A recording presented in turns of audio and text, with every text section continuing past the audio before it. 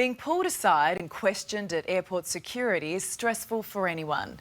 So imagine how it would feel for a 7-year-old boy.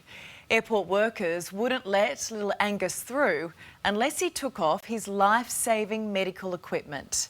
Even a letter from his doctor wasn't enough to budge staff.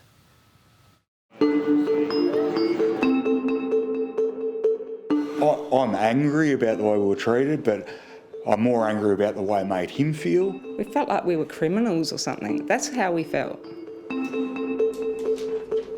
Stripped of his life-saving medicine and told he couldn't fly home.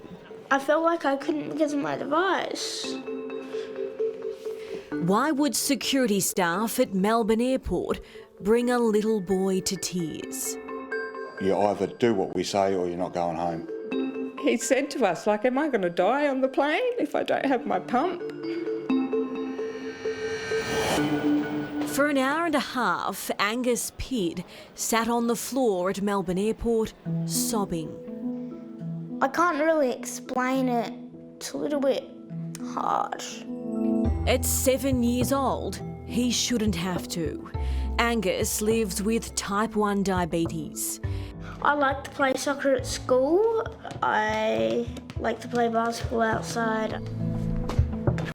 We've always told him that, this doesn't change who he is or what he can do or what he can be, anything, So apparently he can do anything, he can be anything, but he just can't fly home from Melbourne, which is just ridiculous. It was a Monday morning last month at Melbourne Airport. Angus and his parents, Carolyn and Michael, were flying home to Adelaide, and hundreds of passengers were passing through the security line, except Angus. He got pretty upset, like he started crying because he thought he wasn't going to be able to go home. I was angry, I was upset, I was crying because he was crying. His mum and dad were trying to explain to security staff why their son couldn't go through the body scanner with his diabetes devices on. Angus wears a sensor on his arm and a pump to deliver insulin that's connected to a tube in his tummy.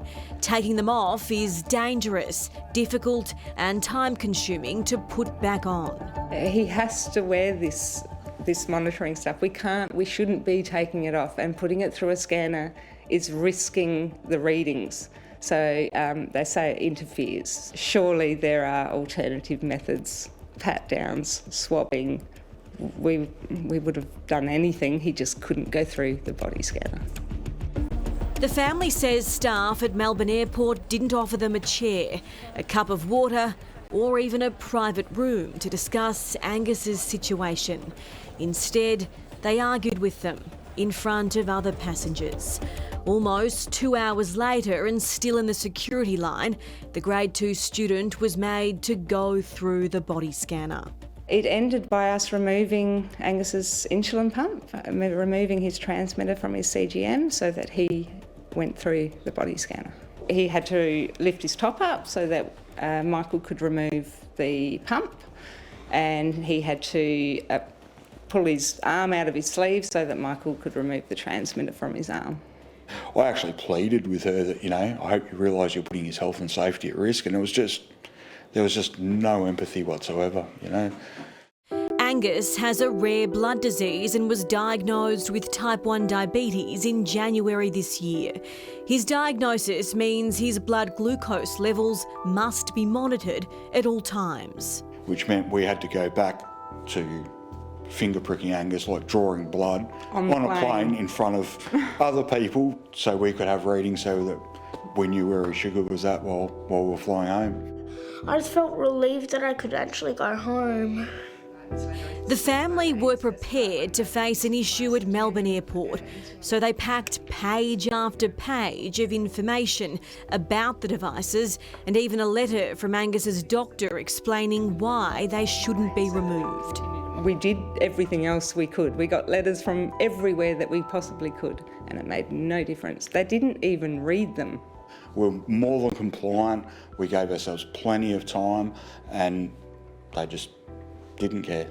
There's just no care whatsoever. It's disgusting. The family say putting Angus's devices through the body scanner risks them malfunctioning, which could result in too much or too little insulin being pumped into his body. That's why they want a streamlined system for travellers with diabetes, so no one else has to go through what they did here at Melbourne Airport. I don't want this to happen to Angus again. I don't want this to happen to anyone with type 1 diabetes or any medical condition where they have to wear monitoring. There are some people who are actually been so traumatised that they won't actually travel. They're actually really scared to get on a plane. Diabetes educator Belinda Moore says Angus's experience at airport security is sadly all too common. The mixed messaging is causing confusion, frustration, stress, angst, and that's because we don't have a system in place. Every airport in Australia is doing something different.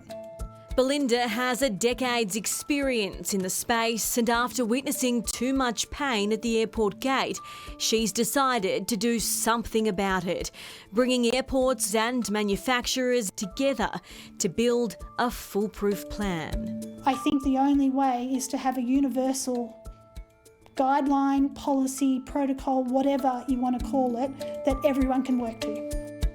According to Melbourne Airport, the family's wait in the security line was because airport staff were seeking advice on what to do from the Department of Home Affairs. In a statement, an airport spokesperson said, "The Department of Home Affairs has now provided direction for future instances of this nature to ensure a smoother process. We pride ourselves in delivering excellent customer service, but acknowledge that in this instance, it did not meet expectations."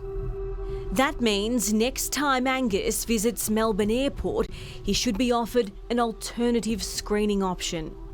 I want an apology. I want them to apologise to Angus and train your staff better. They need to treat people better. What they made us go through and what they made us do put his health and safety at risk. I hope it doesn't happen to anyone else. Neither do we, Angus. What a brave, amazing little boy you are. So that trip to Melbourne was his first holiday since being diagnosed with type 1 diabetes in January. It was his reward for a really tough year. And look how it played out. It has left him so traumatised. And we've heard similar stories from other diabetics at Melbourne Airport. So let's hope that's the end of it.